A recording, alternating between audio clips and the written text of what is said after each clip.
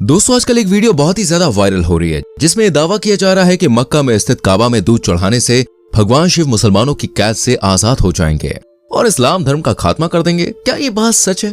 क्या इस्लाम धर्म का पतन आ गया या फिर सच्चाई कुछ और ही है? जानेंगे आज की वीडियो में आप सब कुछ। बस बने रहिए इस वीडियो में अंत तक हमारे संग। जैसा कि दोस्तों हम सब जानते हैं कि मक्का में मौजूद काबा मुसलमानों का सबसे धार्मिक स्थल है, तभी तो दुनिया के कोने कोने से मुसलमान हज और उम्रा के लिए मक्का शहर पहुंचते हैं। इस्लाम धर्म की शुरुआत इसी शहर से मानी जाती है। लेकिन दोस्तों क्या आप जानते हैं कि आज काबा जिस तरह से दिखाई देता है पहले वैसा बिल्कुल भी नहीं था। मक्का शहर में इस्लाम का निर्माण पहले पैगंबर कहे जाने वाले इब्राहिम ने करवाया था। कहा जाता है कि जब अल्लाह ने हजरत इब्राहिम के सपने में आकर उनके बेटे की बलि देने के लिए कहा तो वो अल्लाह के कहने पर अपने बेटे की बलि देने के लिए तैयार हो गए। लेकिन जब अल्लाह ने इब्राहिम की आस्था और हौसला देखा तो उन्होंने इब्राहिम के बेटे की जगह बकरी की बलि दिलवा दी और तभी से इस्लाम में बकरा ईद का त्योहार मनाया जाता है।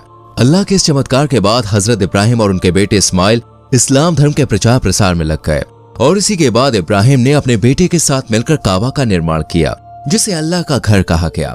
आप ये जान के हैरान हो जाएंगे कि इस्लाम धर्म की मान्यताओं के अनुसार मक्का में जिस जगह पर काबा बना हुआ है ठीक उसी के ऊपर जन्नत में एक और काबा बना है जहाँ पर अल्लाह रहते हैं और उसे अल्लाह का घर कहा जाता है। इस्लाम धर्म में यह कहा जाता है कि अल्लाह के उस घर में हर रोज 70,000 फरिश्ते आकर अल्लाह की इबादत करते हैं। आपने काबा तो देखा ही होगा जो देखने में जितना ही खूबसूरत है उतना ही नायाब भी है।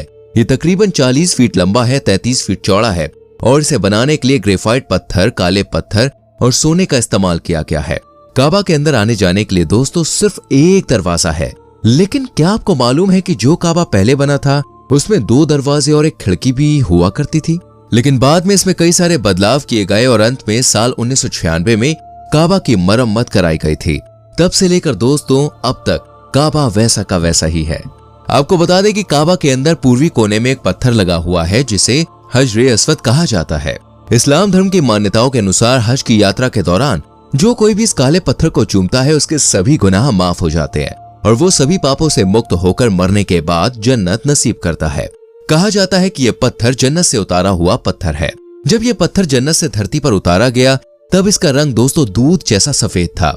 लेकिन हज के दौरान लोगों के इस पत्थर को चूम कर अपने गुनाह खत्म करने की वजह से इसका रंग काला पड़ गया और दिन पर दिन ये और भी ज्यादा काला पड़ता जा रहा है। दोस्तों हजरत इब्राहिम के बाद उनके बेटे इस्माइल ने इस्लाम धर्म को आगे बढ़ाया और इस्माइल के बाद मक्का शहर में इस्लाम के सबसे ज्यादा पूजनीय पैगंबर हजरत मोहम्मद ने इस्लाम धर्म को चारों तरफ फैलाया। इतना ही नहीं, उन्होंने ही अल्लाह की भेजी हुई किताब कुरान शरीफ में अल्लाह द्वारा सिखाई गई बातों को हर मुस्लिम तक पहुंचाया है। दोस्तों सऊदी अरब का मक्का शहर इसलिए भी खास है क्योंकि यहाँ पर पैगंबर मोहम्मद का जन्म हुआ था। पर क्या आपको मालूम है कि मक्का शहर में इस्लाम धर्म के उदय से पहले दूसरे धर्म के लोग रहा करते थे जो मूर्तियों की पूजा करते थे। यही वजह है कि कुछ वक्त के लिए पैगंबर मोहम्मद ने खुद मक्का शहर छोड़ दिया था और वो मदीना में जाकर रहने लगे और वहीं से पैगंबर मोहम्मद ने अपनी इस्लामिक शिक्षा जारी करते हुए इस्लाम का प्रचार प्रसार करने के लिए कई जगहों का भ्रमण किया और जब उन्हें लगा कि अब उन्हें अल्लाह के पैगाम को लोगों तक पहुंचाना चाहिए तो उन्होंने अंत में मक्का शहर में रुककर लोगों को अल्लाह की राह पर चलना सिखाया। दोस्तों इस्लाम धर्म में सबसे पहली हज यात्रा पैगंबर मोहम्मद ने ही करी थी, जहां पैगंबर मोहम्मद अपने 144 अनुयायियों के साथ हज यात्रा के लिए निकले और काबा की परिक्रमा करी। उसी के बाद से ही हर मुसलमान जिंदगी में कम से कम एक बार काबा जाकर हज यात्रा करना चाहता है। कहा जाता है कि जो कोई भी हज की यात्रा कर लेता है उसके लिए जन्नत के द्वार खुल जाते हैं, उसके सभी पापों का विनाश हो जाता है और वो अल्लाह का सबसे नेक बंदा बन जाता है। दोस्तों काबा की चाबियां मक्का के शाही परिवार के पास ही रहती हैं और ये शाही परिवार सदियों से पीढ़ी दर पीढ़ी ये जिम्मेदारी संभाल रहा है। शाही परिवार की अनुमति के बिना काबा के दरवाजे का ताला बिल्कुल भी नहीं खुल सकता है। जैसा कि आप सभी जानते हैं कि मक्का शहर एक रेगिस्तानी इलाका है जिसके चारों तरफ सिर्फ और सिर्फ रेत नजर आती है। यहाँ की जमीनें बंजर हैं, जहाँ खेती करना नामुमकिन सा है और बारिश की बात करें तो यहाँ नाम मात्र की ही बारिश होती है। पर क्या आपको मालूम है कि इन सब के बावजूद भी मक्का शहर में पानी का एक कुआं है जिसे जमजम का पानी कहा जाता है। जमजम का पानी इस्लाम धर्म के लोगों के लिए ठीक वैसा ही है जैसे गंगा का पानी हिंदू धर्म के लोगों के लिए है। मक्का शहर में मौजूद जमजम का पानी इतना ज्यादा रहस्यमय और चमत्कारिक है कि इसे लेकर वैज्ञानिकों के भी होश उड़े हुए हैं, क्योंकि रेगिस्तान से घिरा हुआ मक्का सदियों से सूखी और बंजर जमीन की गिरफ्त में है। तो फिर आइए, ये जमजम का पानी आ कहां से रहा है और क्यों इस्लाम धर्म के लोग इसे इतना ज्यादा पवित्र मानते हैं? तो दोस्तों, इसे लेकर बहुत ही दिलचस्प कहानी है। इस्लाम धर्म की मान्यताओं के अनुसार ये कहा जाता है कि हजरत इब्राहिम अपनी बीवी और अपने बेटे इस्माइल को मक्का शहर में छोड़कर इस्लाम की सीख देने के लिए फिलिस्तीन निकल गए। कुछ टाइम गुजर जाने के बाद हजरत इब्राहिम की बीवी हाजरा और बेटा इस्माइल अपनी भूख और प्यास को बर्दाश्त करते हैं।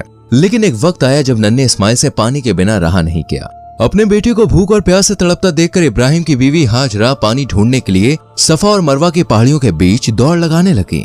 बहुत कोशिशों के बाद भी हाजरा को पानी की एक बूंद नजर नहीं आई। तेज धूप और ऊपर से भूख प्यास के कारण हाजरा वहीं जमीन पर गिर पड़ी। कुछ टाइम के बाद जब हजरत इस्माइल वहां पहुंचे तो प्यास और माँ की बदहाली के कारण उसने अपना पैर जमीन पर रगड़ना शुरू कर दिया। जिस जगह पर इस्माइल अपना पैर रगड़ रहा था उस जगह से पानी निकलने लगा, जिसे पीकर हाजरा और इस्माइल की जान बच गई। आज उसी जगह पर कुआं बना हुआ है जिससे निकलने वाले चमत्कारिक पानी को जमजम का पानी कहा जाता है। और ये कोई ऐसा वैसा पानी नहीं है, इसे पीने से बड़ी बीमारी भी ठीक हो जाती है। और इसी वजह से वैज्ञानिक जमजम के पानी को लेकर हमेशा से हैरान रहे हैं और ये जानने की कोशिश में लगे रहते हैं कि आखिर ये पानी इतना ज्यादा अविश्वसनीय और चमत्कारिक कैसे है।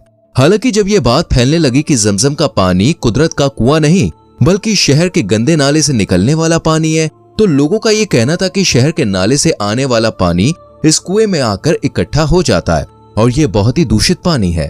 इन सारी चीजों को सुनने के बाद वैज्ञानिकों ने जमजम के पानी पर शोध किया ताकि वो समझ सके कि आखिर इस पानी के पीछे का असली सच क्या है। वैज्ञानिकों ने जब जमजम के पानी पर शोध किया तो पाया कि जमजम के पानी को पीने के एक दो नहीं बल्कि सैकड़ों फायदे हैं। असल में इस पानी के अंदर दोस्तों मैग्नीशियम और कैल्शियम की मात्रा काफी ज्यादा होती है, जिससे अगर कोई कमजोर से कमजोर व्यक्ति भी पी ले तो वो भी तंदुरुस्त और सेहतमंद महसूस करने लगता है। और इतना ही नहीं, जमजम के पानी में पाया जाने वाला फ्लोराइड कीटनाशक की तरह काम करता है। इस वजह से इस्लाम में जमजम के पानी की इतनी ज्यादा मान्यता है। अब बात करते हैं दोस्तों उस दावे की जिसने पूरे सोशल मीडिया में तहलका मचा के रख दिया है। अक्सर ये बातें सामने आती है कि मक्का में स्थित काबा के अंदर भगवान शिव कैद हैं और अगर कोई हिंदू काबा में गंगा जल या दूध चढ़ा देगा तो वो मुक्त हो जाएंगे और इस्लाम धर्म का विनाश हो जाएगा। अब आप खुद ही सोचकर देखिए, कालों के काल महाकाल स्वयं भगवान शिव जिनकी तीसरी नेत्र खुल जाए तो दुनिया में प्रलय आ जाए, उन्हें भला कौन कैद कर सकता है? क्या उन्हें कैद करने की किसी के अंदर हिम्मत है?